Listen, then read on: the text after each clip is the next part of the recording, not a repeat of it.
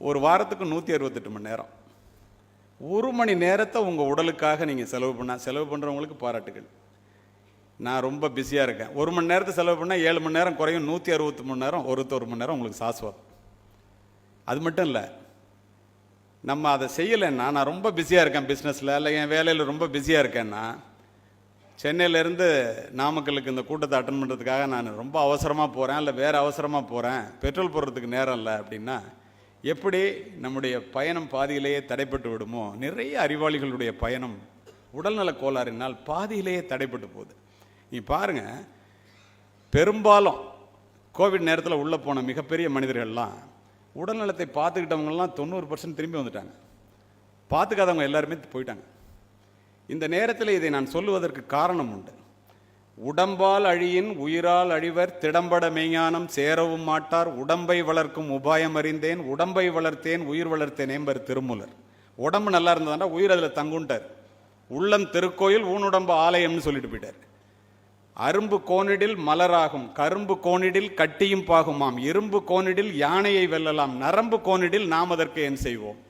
நீங்கள் நினச்சி பாருங்கள், அரும்பு கோணலாக இருந்தால் மலர் குன்றாது, மனம் குன்றாதான்.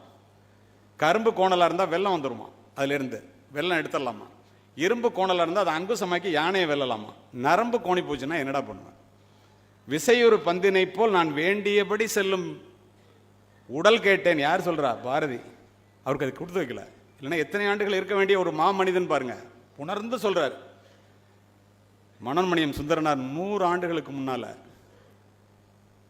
உடலில் உறுதி உடையவரே உலகில் இன்பம் உடையவராம், இடமும் பொருளும் நோயாளிக்கு இனிய வாழ்வு தந்திடுமோ, சுத்தமுள்ள இடமெல்லாம் சுகமும் உண்டு, நீ அதனை நித்தம் நித்தம் பேணுவையில் நீண்ட ஆயுள் பெறுவாயே, காலை மாலை உலாவி தினம் காற்று வாங்கி வருவோரின் காலை தொட்டு கும்பிட்டு காலன் ஓடி போவானே.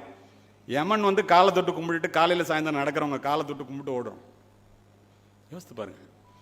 அருமை உடலில் நாமெல்லாம் அறியும் வகையில் அறிவோமே, வருமுன் நோயை காப்போமே, வையம் புகழ வாழுமே. பெரிய பாட்டு நேரம் கருதி கொஞ்சமாக சொல்லியிருக்கேன். இதை ஏன் சொல்கிறேன்னா, தயவு செய்து மனதையும் உடலையும் சேர்த்து ஒன்னோட ஒன்று இன்டர்லிங்க்டுன்னு சொல்லி அதை சேர்த்து பராமரிப்பவர்கள் மட்டுமே தன்னுடைய திறமையும் ஞானமும் வளரும் போது அந்த பதவிகளை பெற்று அதை நிர்வகிப்பதற்கு ஏற்ற உடலும் மனமும் அறிவும் உடையவர்களாக இருக்கின்றார்கள். 40-50 கடந்தவர்கள் தயவு செய்து இதை ஞானமாக கடைபிடிக்க வேண்டும் என்பதற்காக இந்த பதிவினை சொல்லுகின்றேன். சரி, எல்லாரும் தேடி ஓடுறது பணம். நம்ம it is not bad to be rich, but it is only unfair only to become ரிச்மா. ஏன் அப்படி சொல்றேன்னா, வாழ்க்கைக்கு பணம் தேவை. பொருள் இல்லாருக்கு இவ்வுலகம் இல்லை, அருள் இல்லாருக்கு அவ்வுலகம் இல்லாகி அங்கு. வள்ளுவர் சொல்லிட்டு போயிட்டாரு. அண்ணன் என்னடா தம்பி என்னடா அதிசயமான உலகத்திலே. அதுக்கு மேலே உங்களுக்கு தெரியும். இதை ஏன் இந்த இடத்துல பதிவு செய்கிறேன்னா, காசு வேணும், ஆனால் எவ்வளவு வேணும். ராபின் சர்மா சொல்கிறாரு, இந்தியா அமைதியையும் மகிழ்ச்சியையும் இழந்த கோடீஸ்வரர்களால் நிரம்பிக் கொண்டிருக்கிறது. ஒரு மனிதன் வாழ்க்கையில் என்ன அவனுக்கு அவசியம் அப்படின்னா மகிழ்ச்சியாம். இது ஆய்வு நான் சொல்கிறதெல்லாம் நானே சொல்லலை. அந்த மகிழ்ச்சி அவனுக்கு எப்படிடா கிடைக்கிது அப்படின்னு சொன்னால், 100% மகிழ்ச்சின்னு வச்சுங்களேன். விரும்புகிறவர்களோட இருக்கும்போது 40% மகிழ்ச்சி கிடைக்குதான். இப்போ உங்களோட எல்லாரோடையும் சேர்ந்து இருக்கிறது, குடும்பத்தோடு இருக்கிறது, பிள்ளைகளோடு இருக்கிறது, அறிவார்ந்தவர்களோடு இருக்கிறது, அவன் விரும்புகிறவங்களோட இருக்கிறது மகிழ்ச்சி 40%. 40% மகிழ்ச்சி விரும்பிய வேலையை செய்கிறதுல கிடைக்குதான். பாக்கி 20% இருக்கு இல்லையா, 10% மகிழ்ச்சி மனிதனுக்கு மனிதன் வித்தியாசமாகுதான். ஆனால் 10% மகிழ்ச்சி தான் பணத்தால் கிடைக்குதான்.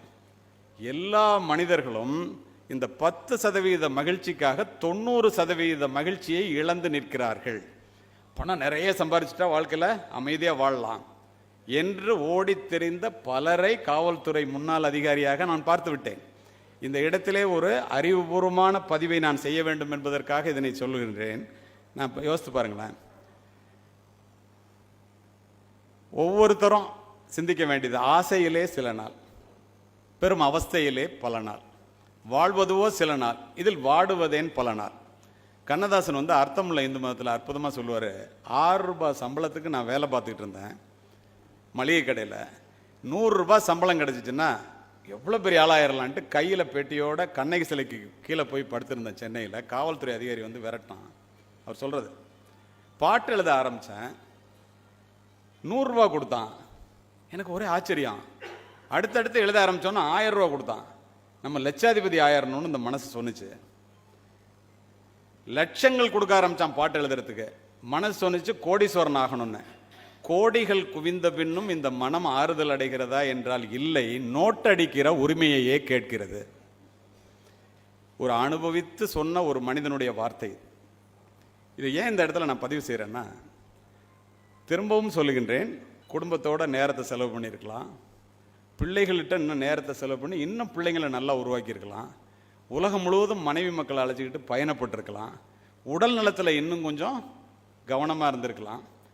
ஓடி ஓடி உழைத்து செல்வத்தை தேடுவதற்காக ஓய்ந்து உட்கார்ந்த பிறகுதான் தெரிகிறது வாழ்வினுடைய முதன்மையான செல்வமே உடல் நலம்தான் என்று. உடற்பயிற்சிக்கு நேரம் செலவு செய்யாதவர்கள், மைதானத்திலே நேரம் செலவு செய்யாதவர்கள் மருத்துவமனையிலே நேரம் செலவு செய்துதான் ஆக வேண்டும்.